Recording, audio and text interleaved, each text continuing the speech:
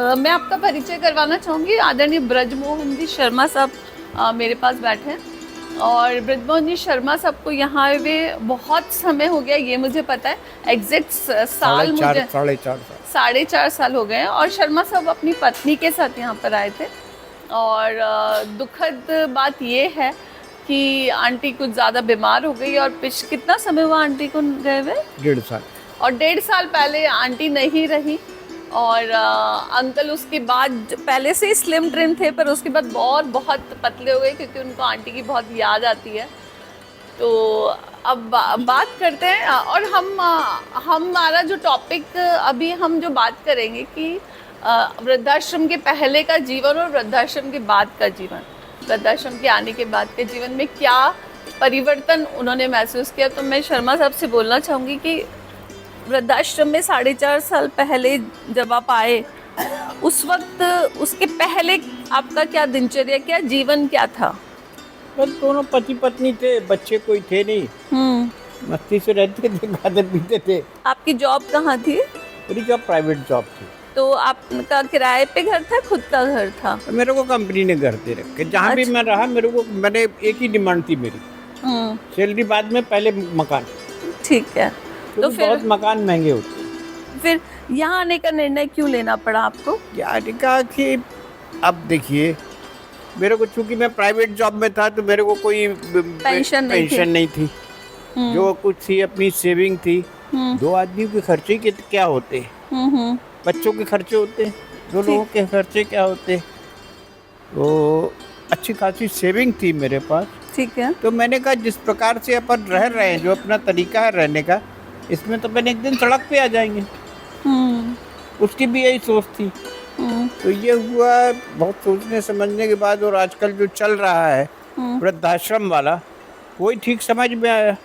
अच्छा, फिर आपने खोजबीन शुरू करी वृद्धाश्रम में? हाँ, खोजबीन शुरू की। मतलब लोगों से, हमारे रिलेशन पूरे इंडिया में हर बड़ी शहर में है करीब करीब।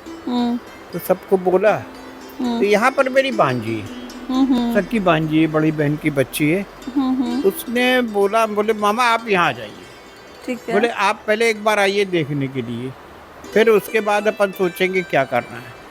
मैं आया, देखा, मुझे नहीं है सवाल, मतलब पसंद नहीं आने का कोई सवाल ही नहीं था। अब तो मैं चैलेंज दे करके लोगों को बोलता हूँ कि ऐसा वृद्धाश्रम अपने देश में तो नहीं मिलेगा। मेरे पापा भी ये कहते हैं। हाँ, मेरे पापा भी कहते हैं कि तुम लोग अच्छा वृद्धाश्रम चला रहे हो। तो आपकी तो एक सिंपल सी व्यवस्था थी कि बच्चे नहीं हैं और आपने सोचा कि अब अकेले जो सेविंग है उससे कितने दिन चलेगा, कभी ना कभी तो खत्म हो जाएगी सेविंग भी हम ये चाहते थे कि हमारी इमरजेंसी के लिए बचा रहे। हाँ, कभी भी कोई कौन सी बीमारी आ जाती है, कोई ठिकाना नहीं। तो अभी आपके पास कितना रुपया बचा है? पर अब आपका जीवन यहाँ आने के बाद क्या रहा? बढ़िया है, खाना पीना मौज करना, बस, और क्या है। खाना पीना मौज करना और गाने गाना। हाँ, एक शौक है गाने का, मतलब स्टूडेंट लाइफ से। हाँ। और तब भी लोग पसंद करते थे तो सुनाते थे, अब भी लोग पसंद करते हैं तो सुनाते थे। और मैं आपकी बहुत बड़ी फैन हूँ। मैं अंकल के गानों की बहुत बड़ी फैन हूँ। अंकल थोड़े से सैड गाने गाते हैं, पर वो सैड हैं इसलिए नहीं कि सैड फील करते हैं, ऐसा नहीं है। अंकल के वो गाने बहुत ही बेहतरीन गाते हैं। तारा संस्थान के वृद्धाश्रम के एक बुजुर्ग पर 1 महीने का खर्च लगभग 5,000 रुपये आता है।